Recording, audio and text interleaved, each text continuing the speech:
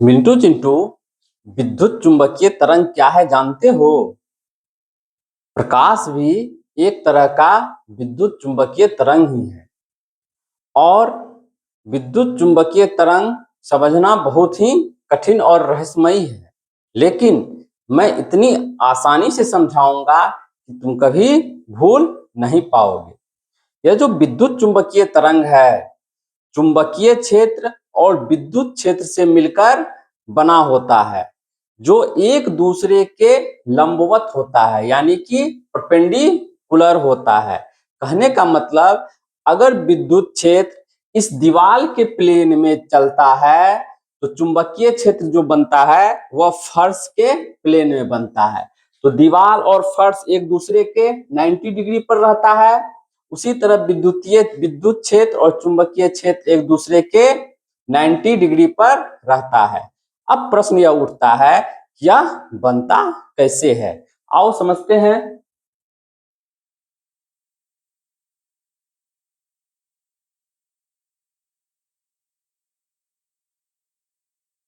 जैसे मान लिए ये जो लाल लाइन है, ये जो लाल लाइन है, ये लाल रेखा पथ है, यह हो गया विद्युत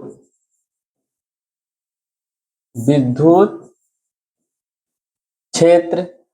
और जो यह हरा पथ है, हरा लाइन है, यह हो गया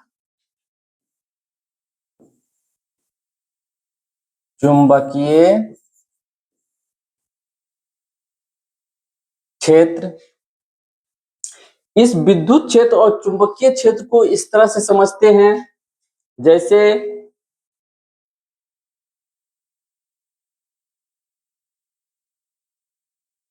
हम लोग डॉल्फिन को देखे हैं। डॉल्फिन समुद्र में कैसे तैरती है? उछलती है, फिर गोता लगाती है, फिर उछलती है, फिर गोता लगाती है। डॉल्फिन का जो चाल है, समुद्र में उछलेगी, गोता लगाएगी, फिर उछलेगी, गोता लगाएगी, उछलेगी, गोता लगाएगी। इसी तरह से समुद्र के पानी में डॉल्फिन तैरती है। यह जो डॉल्फिन उछलती है, गोता लगाती है, उछलती है, गोता लगाती है, इस डॉल्फिन के चाल को, इस डॉल्फिन के तैरने को विद्युत क्षेत्र मान लिया जाए। यह जो डॉल्फिन तैरती है, उछलती है, गोता लगाती है, उछलती है, गोता लगाती है, इसे हम लोग तत्काल विद्युत क्षेत्र मान लेते हैं। और आगे चलते हैं।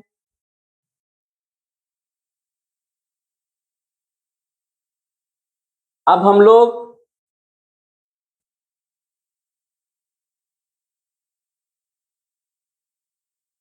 सांप को चलते हुए अथवा तैरते हुए देखे हैं, रेंगते हुए देखे हैं। सांप ऐसे ऐसे रेंगते हुए जाती है, यानी कि सांप जो है ऐसे ऐसे अपना रेंगते हुए जाती है। तो यह जो सांप का रेंगना है तल पे, सांप जो रेंगती है, इसे हम लोग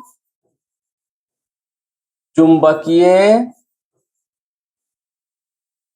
क्षेत्र मान लेते हैं। अब कल्पना कीजिए, एक ही तल पे, एक ही समुद्र के तल पे डॉल्फिन भी उछल के जा रही है और वहीं सांप भी रेंग रहा है। डॉल्फिन का तैरना और सांप का रेंगना एक साथ मिला दीजिए, यही विद्युत चुंबकीय तरंग बनता है। यानी कि डॉल्फिन उछल रही है, सांप रेंग रहा है, डॉल्फिन उछल रही है, सांप रेंग रहा है। इस तरह से जो तरंग जाती है, विद्युत क्षेत्र और चुंबकीय क्षेत्र मिला करके, इसे ही हम लोग विद्युत चुंबकीय तरंग कहते हैं। अब यह प्रश्न यह उठता है कि यह विद्युत चुंबकीय तरंग जो है, यह बनता कैसे है? आइए समझते हैं।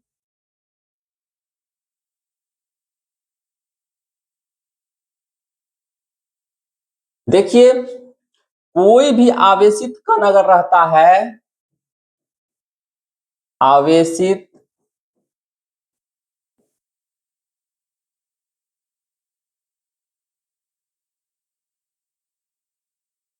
कोई भी आवेशित,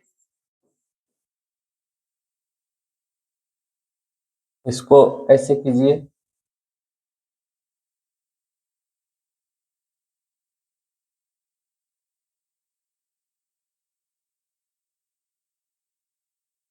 कोई भी जो है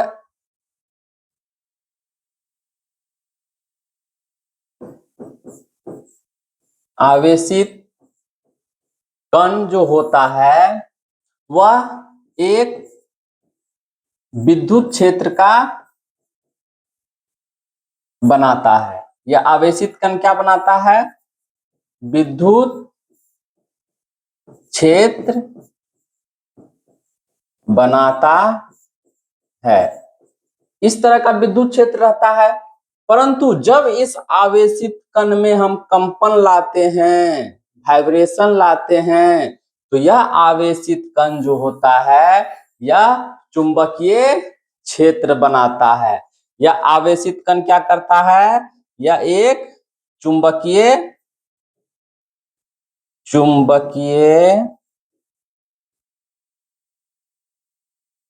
क्षेत्र बनाता है।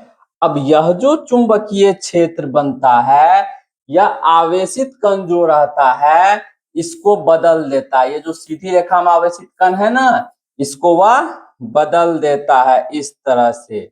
यह जो है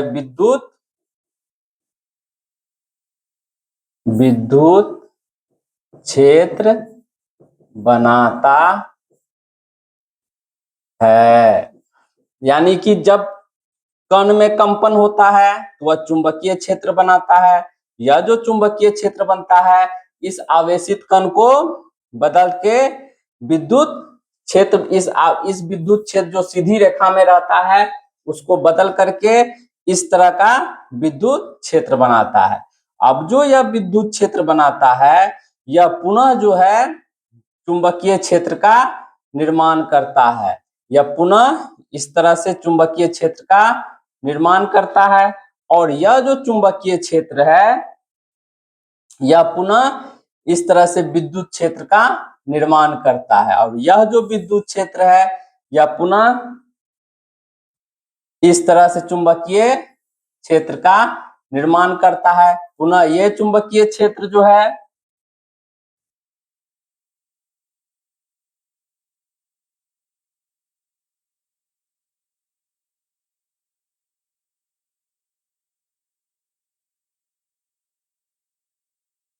पुनः यह जो चुंबकीय क्षेत्र है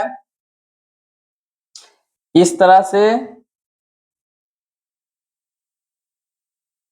विद्युत क्षेत्र का निर्माण करता है। इस तरह से यह जो है चक्र चल पड़ता है। चुंबकीय क्षेत्र विद्युत क्षेत्र का निर्माण करेगा, विद्युत क्षेत्र चुंबकीय क्षेत्र का निर्माण करेगा, फिर चुंबकीय क्षेत्र विद्युत क्षेत्र का निर्माण करेगा, फिर विद्युत क्षेत्र चुंबकीय क्षेत्र का निर्माण करेगा। इस तरह से जो यह चक्र चल पड़ता है तो यह एक तरंग बनता है। इसी तरंग को क्या कहते हैं? विद्युत चुंबकीय तरंग। इसी तरंग को क्या कहते हैं? विद्युत चुंबकीय तरंग कहते हैं, जो एक दूसरे के परपेंडिकुलर होता है। विद्युत क्षेत्र चुंबकीय क्षेत्र एक दूसरे के क्या होता है? परपेंडिकुलर होता है। विद्युत क्षेत्र को डॉल्फिन समझना है, चुंबकीय क्षेत्र को सांप समझना है। तो यह जो तरंग बन जाता है इसी को कहते हैं क्या? विद्युत चुंबकीय तरंग। कहने का मतलब हुआ जब किसी आवेशित कण में कंपन होता है तो वह आवेशित कण चुंबकीय क्षेत्र का निर्माण करता है और वह चुंबकीय क्षेत्र विद्युत क्षेत्र को बदल करके विद्युत क्षेत्र का निर्माण करता है और पुनः वह विद्युत बदला हुआ विद्युत क्षेत्र जो है चुंबकीय क्षेत्र का निर्माण करता है और पुनः वह चुंबकीय क्षेत्र विद्युत क्षेत्र का निर्माण करता है। यह आपस में जो है निर्माण करते हुए बढ़ते जाता है और यही जो है विद्युत चुंबकीय तरंग बनता है। यही चक्र आगे चलते रहता है और विद्युत चुंबकीय तरंग बनता है। अब चूंकि विद्युत क्षेत्र चुंबकीय क्षेत्र बना रहा है, चुंबकीय क्षेत्र विद्युत क्षेत्र बना रहा है, तो दोनों जो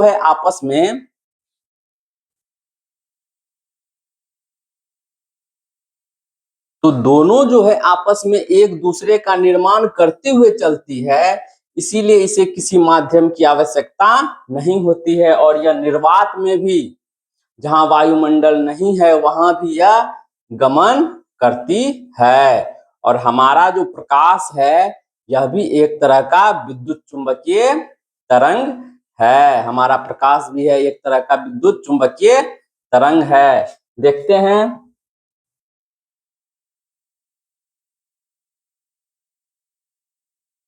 देखिए कुछ इस तरह से विद्युत चुंबकीय तरंग का डायग्राम बनता है। ये डॉल्फिन की तरह उछल रहा है। ये हो गया आपका विद्युत क्षेत्र, ये हो गया आपका विद्युत क्षेत्र। इसे ऐसे समझिए,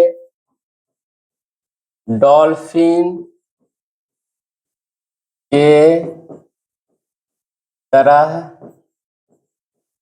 तैरना। और यह जो सांप के तरह रेंग रहा है, यह हो गया चुंबकीय क्षेत्र। यह हो गया चुंबकीय क्षेत्र। इसको ऐसे समझिए, सांप के तरह तैरना। इसी डॉल्फिन का तैरना और सांप का तैरना मिलकर के विद्युत चुंबकीय तरंग बनाता है। चुंबकीय क्षेत्र जो है विद्युत क्षेत्र का निर्माण कर रहा है और विद्युत क्षेत्र चुंबकीय क्षेत्र का निर्माण कर रहा है। दोनों आपस में एक दूसरे का निर्माण करते हैं और यह तरंग जो है चल पड़ता है। और यह विद्युत चुंबकीय तरंग जो है, यह चुंबकीय क्षेत्र और विद्युत क्षेत्र दोनों के परपेंडिकुलर जाता है। यानी कि ऐसे हो गया, अगर इस प्लेन में अगर विद्युत क्षेत्र है, डॉल्फिन उछल रहा है, और नीचे के प्लेन में अगर सांप रेंग रहा है, चुंबकीय क्षेत्र एक दूसरे के परपेंडिकुलर है। इसके परपेंडिकुलर ये विद्युत क्षेत्र के परपेंडिकुलर चुंबकीय क्षेत्र है।